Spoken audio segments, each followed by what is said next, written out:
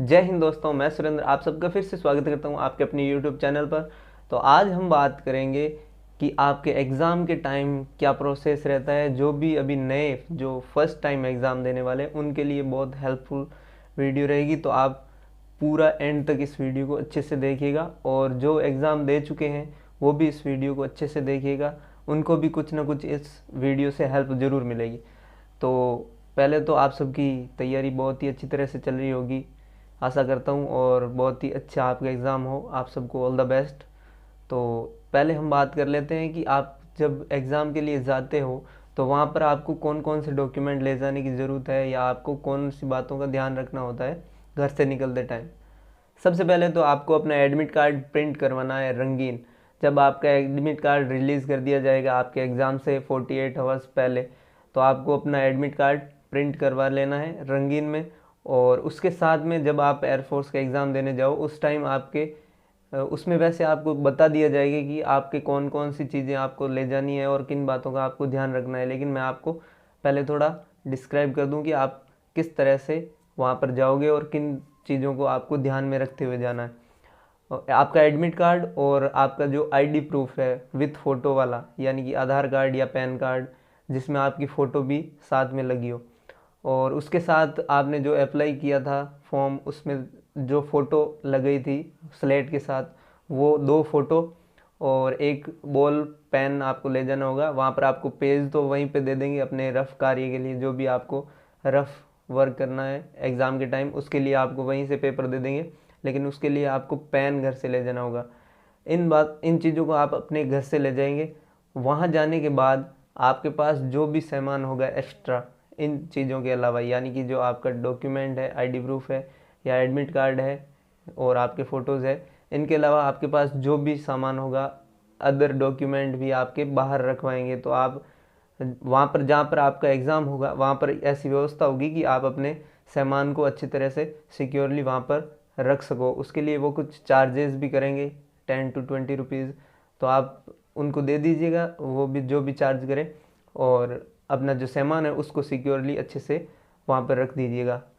और वहाँ पर आपके बेल्ट भी अलाउ नहीं होगा, तो अगर आप ले जाना चाहें तो वहाँ पर आपको रखना पड़ेगा। उसके बाद आपकी एंट्री होती है। तो एक बात का और ध्यान रखें कि आप जब एग्ज़ाम के लिए जा रहे हो तो आपको जो एग्ज़ाम टाइम दे रखा है उससे आधा घंटा या 45 मिनट आप वहाँ पर पहले पहुँच जाएं, ताकि आपको अगर डॉक्यूमेंट में वेरिफिकेशन में अगर कोई दिक्कत आ रही है तो वहाँ पर आपको टाइम मिल सके उस दिक्कत को सॉल्व करने के लिए। और जब आपकी एंट्री होती है तो उस टाइम आपके एडमिट कार्ड, जो आपके पास आईडी प्रूफ है उसको, और आपका फ़ोटो जो है वो 2 फ़ोटो में से एक फ़ोटो आपके एडमिट कार्ड पर पहले से चिपका होना चाहिए। तो आप उसको पहले से चिपका लें वहाँ पर, और जब आपकी एंट्री होती है तो वो पहले आपके चेक किए जाते हैं। उसके बाद आपका बायोमेट्रिक होता है, यानी कि जो आपका स्कैन होता है फिंगर या अंगूठा, जो भी आप स्कैन करवाते हो बायोमेट्रिक के टाइम, वो स्कैन होने के बाद आपको एक सीट अलॉट की जाती है। उस सीट नंबर पर आपको फिक्स उसी सीट पर आपको जाकर बैठना होता है। वहाँ पर बैठने के बाद आप अपना जो सिस्टम है, यानी कि जो आपके सामने कंप्यूटर रखा हुआ है, उसको आप अच्छे से यानी कि चेक कर लीजिए। अगर उसमें कोई प्रॉब्लम आ रही है, जैसे आप माउस कीबोर्ड या सीपीयू को थोड़ा सा मूव कर रहे हो तो आपकी डिस्प्ले ऑफ ऑन हो रही है, अगर आपके पास ऐसी कोई दिक्कत फेस हो रही है आपको, तो आप जो वहाँ पर खड़े होते हैं उनको बोल दीजिए कि इस सिस्टम में ये प्रॉब्लम है, आप प्लीज़ इसको चेंज कीजिए, या मेरी सीट जो है वो उसको चेंज कीजिए, तो वो आपकी सीट भी चेंज कर देते हैं। और उसके बाद जब आपकी लॉगिन करने की बारी आती है एग्ज़ाम के लिए, तो उस टाइम आपको एडमिट कार्ड में एक हॉल टिकट नंबर दिया होता है, उस हॉल टिकट नंबर से ही आपका लॉगिन होता है।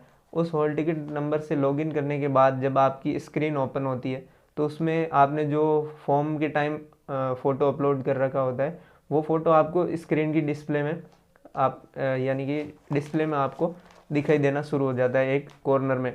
और जब आपका एग्ज़ाम शुरू हो जाता है, अगर आप एक्स वाई बोथ के लिए अप्लाई कर रखा है आपने, तो अगर आपको पता नहीं हो तो मैं बता दूं कि जो आपका इंग्लिश का एग्ज़ाम होगा वो कॉमन होगा। यानी कि अगर आप एक्स वाई बोथ के लिए अप्लाई कर रखा है तो ऐसा नहीं है कि आपका इंग्लिश का एग्ज़ाम 2 बार होगा, एक बार एक्स में और एक बार वाई में। आपका दोनों के लिए एक ही बार होगा, कॉमन होगा।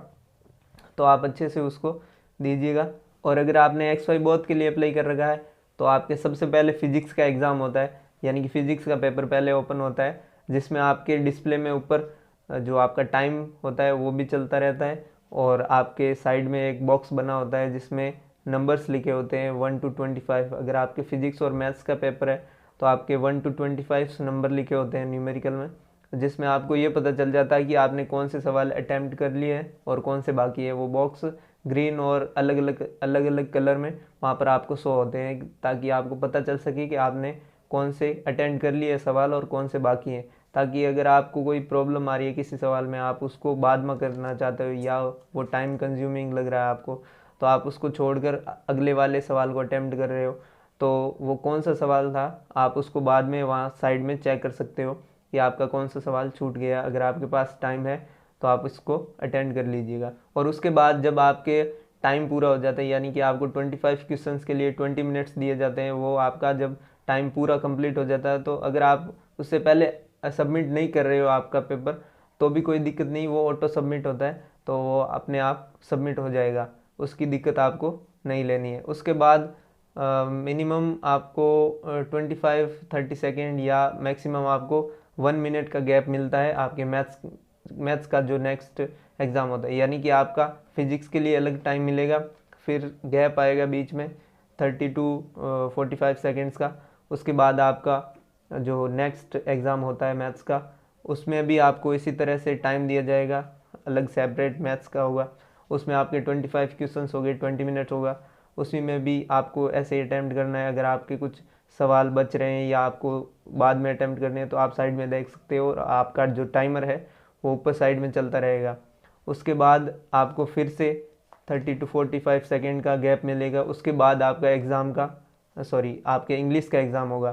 तो इंग्लिश में भी आपके 20 क्वेश्चंस होते हैं और 20 मिनट्स होते हैं। इंग्लिश में आपको पर क्वेश्चन 1 मिनट दिया जाता है। और उसके बाद जब आपका इंग्लिश का एग्ज़ाम होता है और वो कंप्लीट होने के बाद अगर आपने एक्स वाई बोथ के लिए भर रखा है, तो आपका कंटिन्यूसली उसके बाद यानी कि 30 to 45 सेकेंड के बाद आपका रागा का पेपर भी शुरू हो जाता है। उसको शुरू करने के बाद आप वो सेम प्रोसेस रहता है, आपका टाइमर चलता है और साइड में वो जो बॉक्स बने होते हैं उसमें नंबर लिखे होते हैं, ताकि आपको पता चल सके कि आपने कौन से सवाल अटैम्प्ट कर लिए और कौन से नहीं। और अगर आप सिर्फ वाई के लिए भी एग्ज़ाम दे रहे हो तो आपको कोई प्रॉब्लम की बात नहीं है, ऐसे ही आपके टाइमर चलेगा और इंग्लिश और रागा का आपका अलग अलग सेपरेट पेपर हो जाएगा। और आप अगर सबमिट नहीं कर पाते हो तो वो ऑटो सबमिट होता है, ऑटोमेटिकली वो सबमिट हो जाता है, उसकी आपको कोई प्रॉब्लम नहीं होगी।